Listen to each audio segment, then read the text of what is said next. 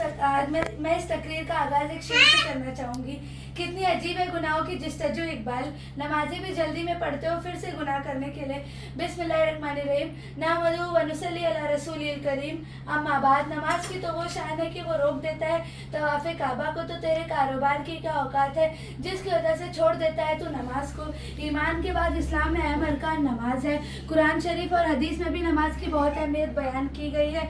इंसान के पास चाहे कितनी भी दौलत और इज्जत आ जाए, मगर असल सुकून सजदे में गिर कर अपने रब को अपने अमल पर राजी करके मिलता है। मैं ये नहीं कहूँगी कि मैं नमाज की पाबंद हूँ, मगर मैं पूरी नमाजें पढ़ने की कोशिश करती हूँ कि मैं अपनी नमाजें मुकम्मल तौर पर अदा करूँ। पर फिर भी जब भी मैं सुबह के वक्त फजर की नमाज पढ़कर अपने घर से निकलती हूँ तो वो पूरा दिन एक अलग ही सुकून में गुजरता है और एक अलग ही ताकत मिलती है।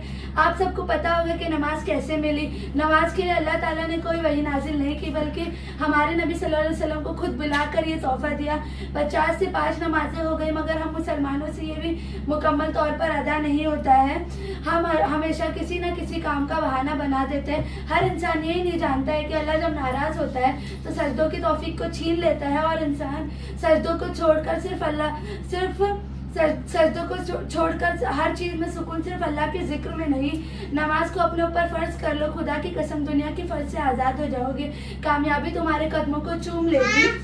और अगर इंसान जन्नत में जाना चाहता है मगर वो ये नहीं जानता है, मिफ्ताहुल जन्नत सलाह, जन्नत की कुंजी चाबी नमाज है।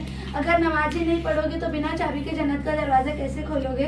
नमाज किस काम आएंगे? फजर मरते वक्त, ज़ोहर कब्र में, असर मुनकर नकीर के सवालात के वक्त, मगरिब हिसाब किताब के वक्त, इशा पुल सिरात के वक्त। नमाज तुम्हारा वाहिद दोस्त है और ये तुम्हारे साथ तुम्हारी कब्र में जाएगा।